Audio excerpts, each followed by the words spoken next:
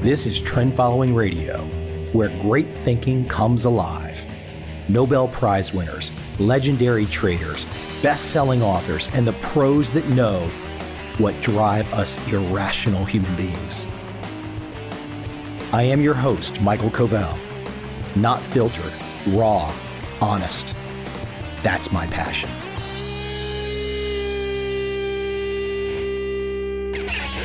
What a damn journey. Saigon to Tokyo to Washington, D.C., back to Tokyo to Saigon, to Singapore to Beijing, back to Singapore to Saigon. Not on one direct, nonstop, unrested, take no break journey, but that's my damn flight schedule in the last 4 weeks. Ouch. Ouch, ouch, ouch. Most recently, just returning from Beijing. Always the experience to go to mainland.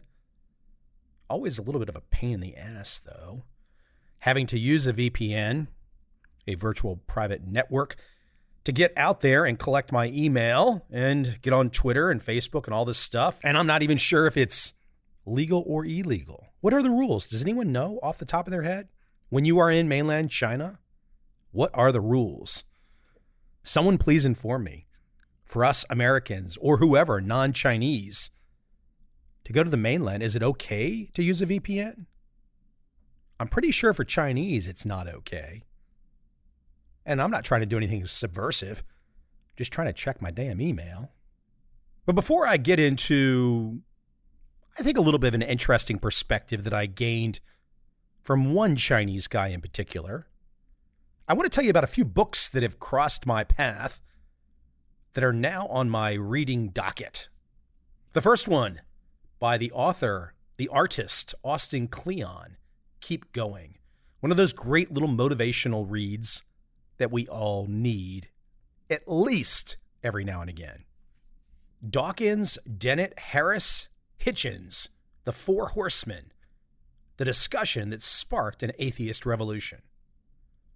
Now, before you go jumping off the cliff or praising me that I'm talking about reading a book that has the phrase in it, atheist revolution, hold your powder. All four of those guys are very, very bright. Hitchens is no longer with us, but that conversation on YouTube with the four of them, the Four Horsemen, good stuff. And the book, essentially a transcript, also good stuff. Third on my list of 5, Saban, The Making of a Coach by Monte Burke. Have not yet read this, but I'm willing to believe that there are a few things in the Nick Saban college football coach little black book that I can learn from. And I'm really looking forward to reading this. Next, the book White by Bret Easton Ellis. This one will be a little controversial for people out there.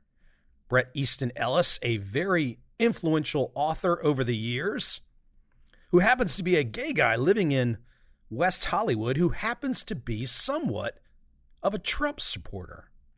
Now that's interesting. Not because I'm trying to tell you that you should support Trump or not support Trump, but Ellis tries to give some perspective as to what's going on with Trump and what we can all take away. And slightly, just slightly, he tries to come at it from an objective vantage. And last but not least, a book by Ian O'Connor titled Belichick, about the Patriots coach. I've not yet read this. And of course, for any of you that do know something about American football, you will know there's a connection between Belichick and Nick Saban. Again, how many Super Bowls has Belichick won? 6? I think it's 6. If we can't find something to pick from, to learn from a guy who has achieved in that competitive of an environment for so long, we're all brain dead. So I look forward to digging into Ian O'Connor's book on Bill Belichick. So that's on my reading list, not counting every guest that comes on the podcast these days typically has a book. And I must say that is one of the joys of my life these days. picking up a book, not the digital version. I can't stand the damn digital versions, but picking up a book and finding a new insight. Something that shapes me, molds me, carves me, fleshes me out in a way that I didn't expect. Something unknown. Something that pushes me in a new direction. Something that breaks my ego down and says, hey man, this is better. This perspective is more interesting. This perspective is more fascinating. I live for that. That's why I share with you the 5 books that are currently on my docket to consume. But back to China, I had a chance sitting at a lunch, one of those typical conference lunches, and a Chinese guy sat down, frankly, when we were all eating dessert. And he sat down. He was a little late to the event. People were actually clearing out of the lunch. And he was kind of minding his own business. He sat down at our table, wasn't really paying attention to us. At some stage of the game, I looked at his name tag and I could see his name was Jerry. And I said, Jerry, what's the scoop? What are you doing here? What's the story? Well, he just happened to be the first speaker after lunch. And he just happens to have a background working for the famed investor, Mark Mobius, who has been on this podcast and who appeared in my film. So I will definitely reach out to Jerry and see if I can get him onto this podcast because his China perspective was great. I don't think my opening salvo, my opening question to Jerry sitting there over lunch was about the trade war. But I wanted to get a feel for how those in China look at the situation right now. And I guess for any of you out there that know something about China, you probably are already thinking about or guessing where Jerry immediately went. China is the longest surviving society out there. Thousands upon thousands of years, continuous. A trade war with Trump is a blip. Means nothing. They will endure and they will overcome. Whatever it is. This stuff is short term. Now, Americans, all worked up in their mental masturbation, and with election cycles that toss the guy out every 4 years, chances are the Chinese will win this one, whatever it is exactly to win on a trade war, because they have endurance on their side. As Americans, we don't have that endurance necessarily. Us Americans, we are a lot alike a Mike Tyson punch. Hopefully, we take you out with one shot and it's over. And then you just give up. Well, that's not going to work with the Chinese. They don't play that way. They are in for the very, very, very, very long haul. So whether or not Trump's ideas of a trade war are good or bad, he better hope that he can get some kind of resolution quickly. If not, he could be gone. And guess what? The Chinese will keep plodding along. There is a reason why the turtle is so important in Chinese culture. Turtles endure. They keep moving forward. They might take a rest, but they keep moving forward. This was the scenario that Jerry was mapping out. That the headlines that you see in the news, average Chinese, they don't care about this. And the leaders don't really, because they know they can wait it out. But I think even a bigger picture that Jerry makes the point about, which I've seen myself. What's the difference? What's the real difference between Chinese and Americans? Well, there is no real difference. We're just people. The average Chinese person wants to get ahead. They want to work hard, get educated, and get ahead. Now, you might say, that's what the average American wants. On paper, that's what we say. But Jerry makes a good point about something. He says, look, the deities, the religion, that's not part of Chinese culture really today. He says, but we do have a religion. We absolutely have a religion, and it goes back thousands of years. And the Chinese religion, drum roll please, not so hard to guess, perfectly obvious when you hear it. The Chinese religion is education. That's the differential for them.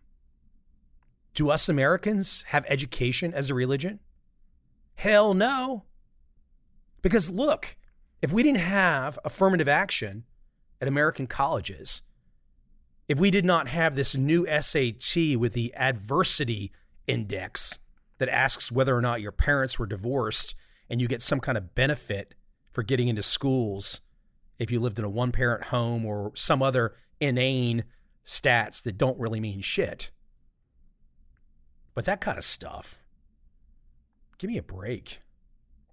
If we didn't have that kind of stuff in the American school system, the affirmative action, there would be no one but Asian students at the top of the list. Because it's not just the Chinese that have education as a religion. All across Asia, they do. We don't have that in America. And you have to wonder over the long haul, if we don't have that, and we are going to discriminate against billions of people in the world who happen to be Asian, while America has its white-black, racist masturbation affirmative action programs going on, this entire group outside of the white-black thing is going to leave the white-black guys in the dust. Because the Asian folks don't care about it. They're not a part of the American insanity. They're just about, hey, what do we have to do to get ahead? Education? Let's do it. Whereas the white and black Americans do what? Complain that they're white, complain that they're black. And once you get tired with the white and black stuff, where do you go next? You invent genders.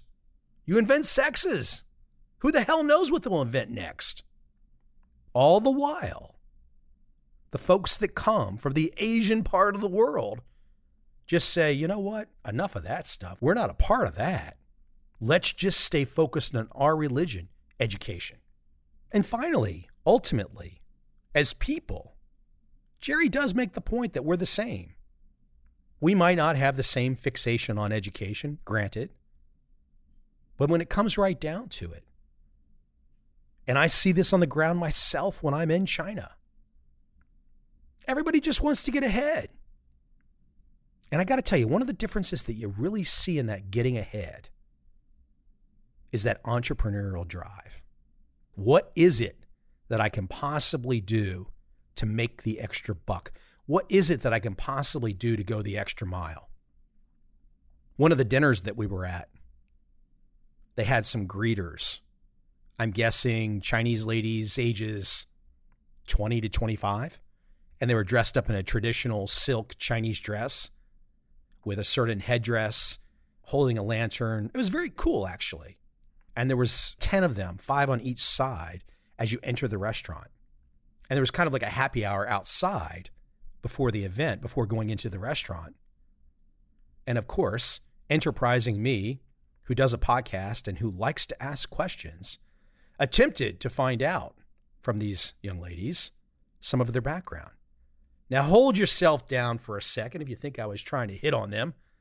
I have one woman in my life right now, and I'm pretty happy with that. I was not at all trying to go there. But I did want to know what their backgrounds were, because they looked very nice. They were essentially modeling the entrance to this restaurant. But they were a little afraid to talk to me because I guess, look, the boss was standing nearby, and they were being paid to carry on a certain look. But I did get from one of them that she was in college studying marketing. Just going the extra mile to find an edge, to find an opportunity, to find a way to make a few extra bucks. I think one of the things that really has disadvantaged America so much is that we're so fixated on getting the damn degree and then getting the approved job that everyone thinks, your family and friends, the approved job that everyone now says, oh my gosh, you're so wonderful. You've got the great degree, you've got the great job, and there's nothing messy on the resume. I've noticed that my Asian friends don't worry about a messy resume, meaning, yes, they'll take the job that looks good on the CV, but they'll also do something extra. They'll chase the extra dollar to get ahead. They'll use their time wisely. I'm not just sitting here trying to say that there's all these only great things about Asia. And there's not these great things about America. Don't get me wrong. The American passport is always a nice thing to hold, at least at this moment in time. And I do like the fact that there is still some cowboy risk in America that gets big things done. And speaking of that, just to add back to my point from Jerry on entrepreneurship, I said that to him. I said, well, America does have that entrepreneurial culture at the top, Silicon Valley, to innovate, to take some chances. And he shot back. He said, you know what, Mike? Only at the elite level in America does that exist, the risk-taking. He said, for the vast majority of Americans, forget it. Give me a job, let me count my Social Security, and there is no risk-taking appetite. And I had to pause because he was kind of throwing it right back at me. And of course, I knew he was right because I see this all the time when I'm in Asia. Across the spectrum, young people have that desire to make something happen. The risk-taking appetite is there. Building on my perspective today, I am working on a project, and I expect in the not too distant future it will come to fruition. But I want to put an event together in Asia with, let's say, 10 super A-list speakers and a chance for like-minded people in the same trading headspace, the same psych headspace, the same investing headspace to meet and network. I've got to do something to lure more people over for an adventure, to get more people on a plane and outside of the States, outside of Europe, and to go try something entirely different. Because I don't care what country or city you go to, from China to Japan to Korea, to Thailand to Myanmar to Malaysia, to Singapore to Indonesia to the Philippines to Vietnam to Cambodia. All of these places shock the senses.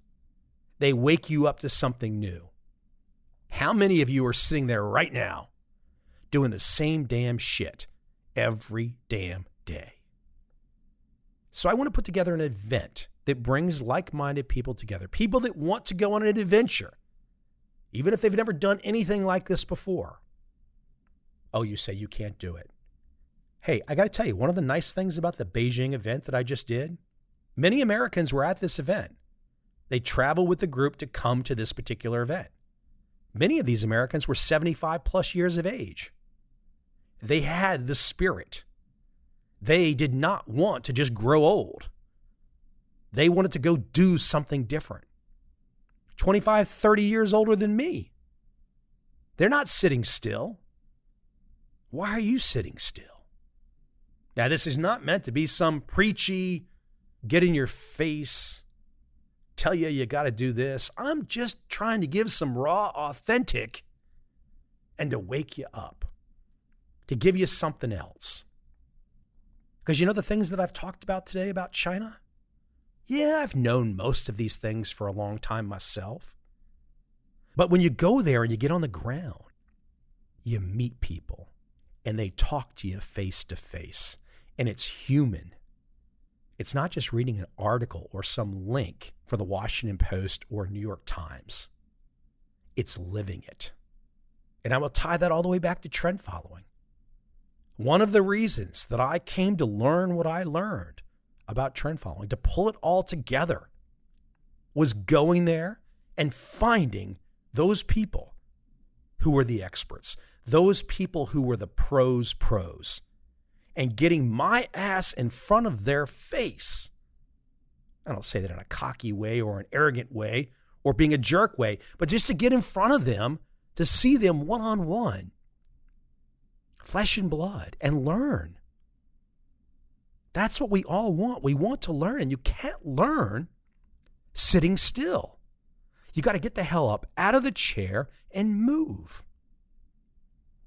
As I go out today, if you want to be kept abreast of this future event that I am planning in Asia, drop me an email, michael@covel.com, 1L, Michael at Covel.com.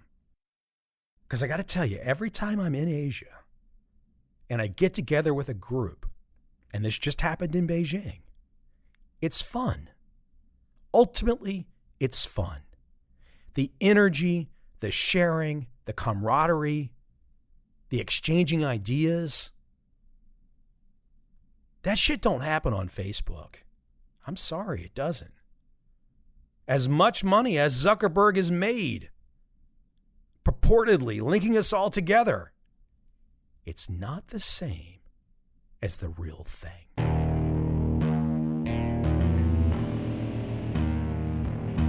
I see a time when those awake will understand how to make money in up, down, and surprise markets.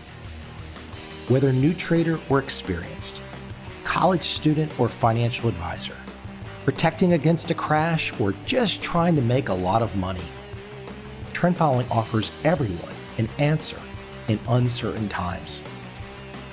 To get started immediately, send me an email, michael@covel.com. I will send you the right trend following steps to take along with my free video. But if you want to buy and hold, trust the government and trust Wall Street, this is absolutely not for you.